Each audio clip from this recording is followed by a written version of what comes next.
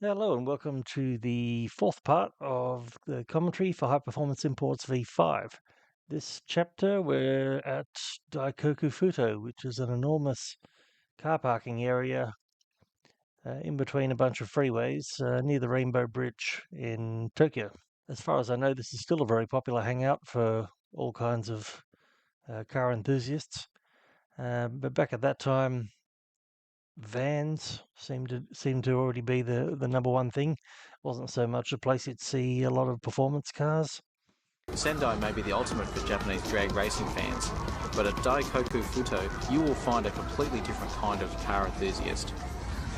This giant car park near Yokohama's Bay Bridge is the number one hangout in the Tokyo area. On a hot Saturday night in summer, the ramps from the freeway are jammed with modified vans and VIP cars. It's like going to a huge car show every weekend.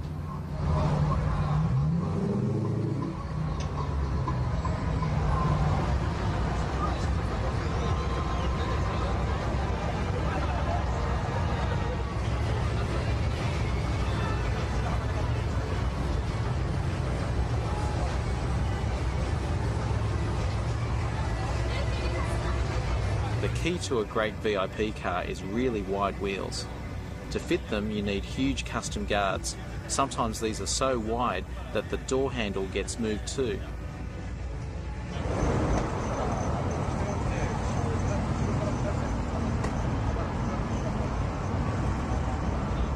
This one is based on a Y31 SEMA. These are actually available in Australia as a low volume import. A lot of those got imported to Brisbane for some reason, but it's actually very, very rare to see one anywhere else in Australia. And now, I imagine, not many are left.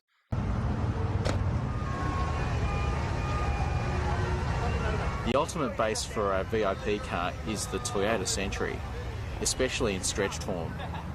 These are the biggest and most expensive luxury cars made in Japan.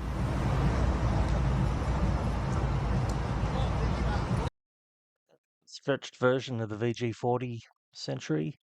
I think it was actually a factory thing. I have seen them at auctions in Japan reasonably often. This is the older V8 Century before the V12 came along. There was a version of the V12 which was a little bit longer wheelbase, but it wasn't a proper stretch like this.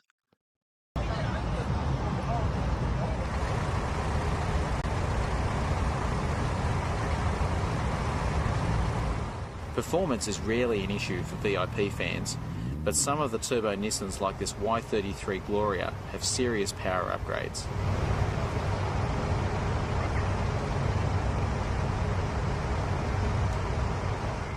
Big body kits take their toll on cars. This Infiniti has given up its rear wing to the fairies.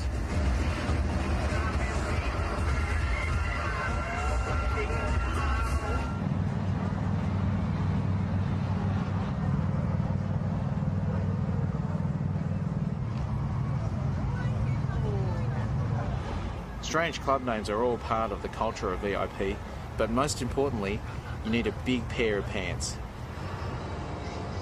Craziest of all are the modified vans.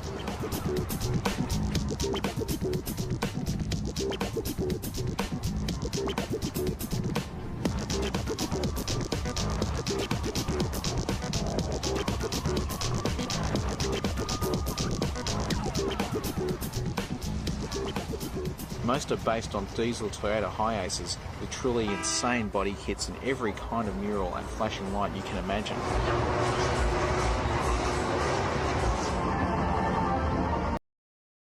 The problem with these vans is the resale value is basically nothing. If you see one at an auction, you can pick it up for a couple of dollars because they are really, really annoying to drive, really impractical. But for some reason, they were really popular at the time.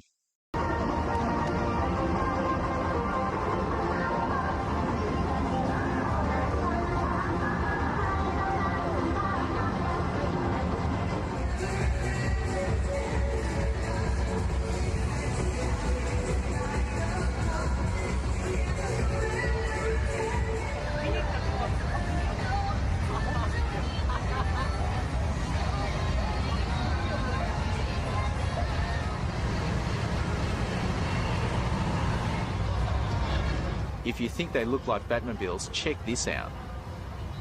He's got most of Gotham on the back, and the bat wings reach almost to the freeway.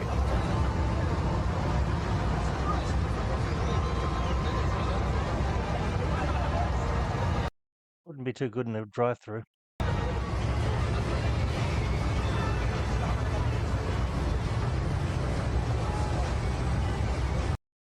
See how with the molding on the side there, he's replicating one of the Batmobiles.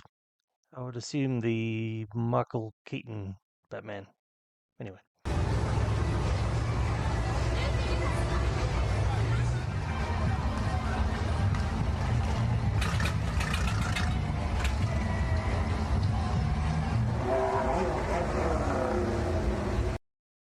That one is actually still another high ace, even though it's got a Mercedes grille and headlights in it.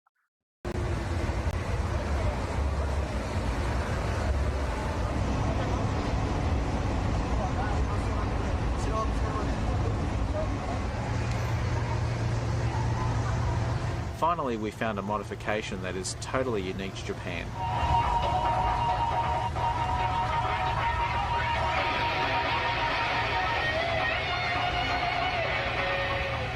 Exhaust pipes like these used to be a common trend, but too many pedestrians complained about singeing their arms.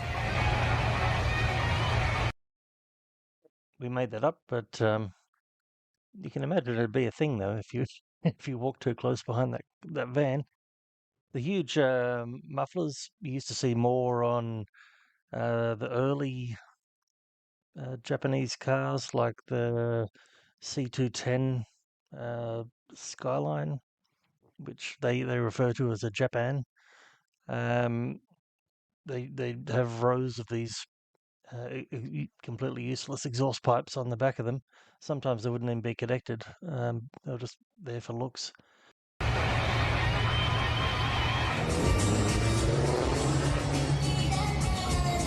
The interiors are more spacious and comfortable than the average Japanese home, with TVs, PlayStations and big stereos.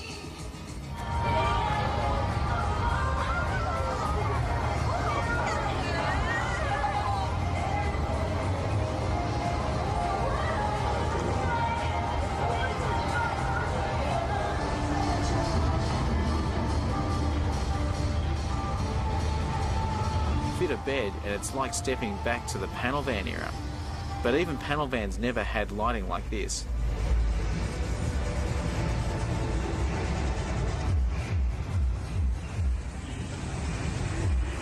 Madonna would be proud.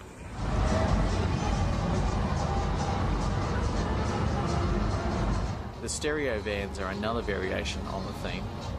Filled with PA speakers, neon lights and the occasional TV, they keep the atmosphere going at Daikoku.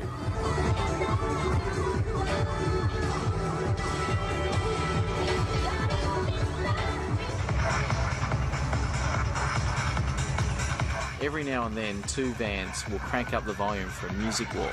It's about the worst noise you can imagine.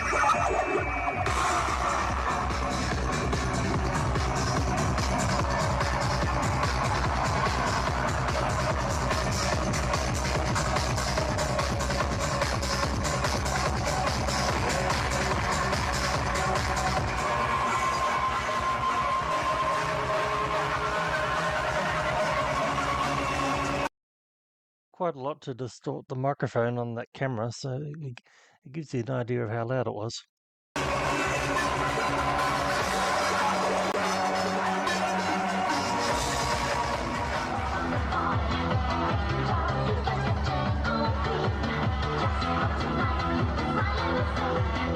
Para fans actually come to the car park to dance, so their stereos aren't as deafening.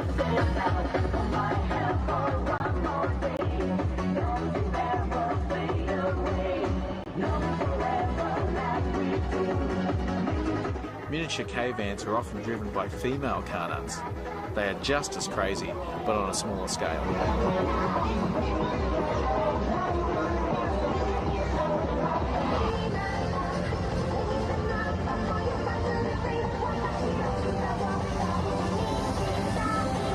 While I was on this trip, I talked to a few tuning shops that complained that young people in Japan weren't buying performance cars anymore because a lot of the classic turbocharged cars were already sort of finishing off at around that time, and the cars that were coming in to replace them, like a Z33 350Z and the V35 Skyline, really weren't the same thing. They weren't turbocharged for a start, and they were a bit more expensive as well. And a lot of the younger people would just are more likely to buy a van and do that up like you see here. So even then, they were starting to feel the pinch in the performance workshops.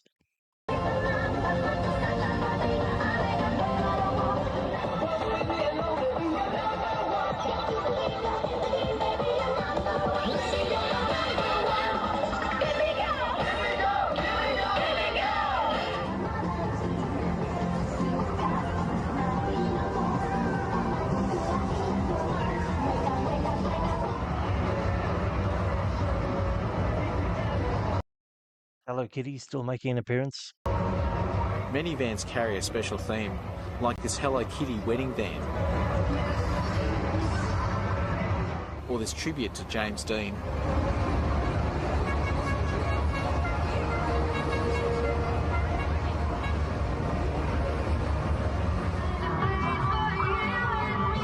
By far the biggest influence, however, is Japanese pop singer Ayumi Hamasaki. Her face and her music are everywhere here.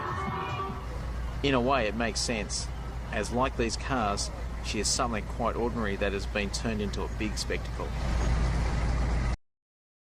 That's mean of us. I guess I never really became a fan of her music, and when you hear it constantly at car shows, it starts to get a bit grating, to be honest. But then again, it's like any other kind of pop music. You either love it or you hate it.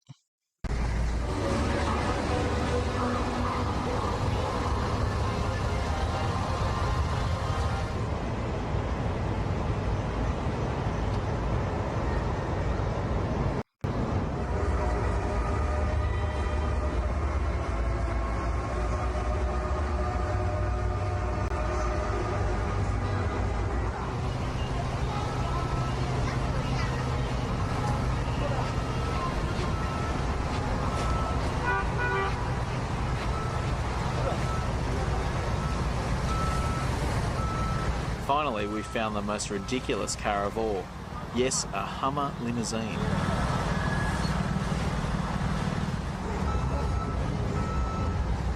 Yeah, they're not that unusual now, but that was the first one I'd seen at the time. Interestingly, he's got the number plate Shinagawa 1. Shinagawa being quite an expensive area in Tokyo. So I dare say that number plate's quite sought after.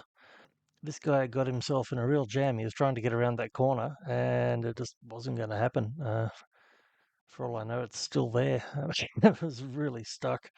But anyway, that will be the end of this Daikoku Futo visit. I'll be back soon with part 5. Thanks for watching. Please subscribe, and I'll see you then.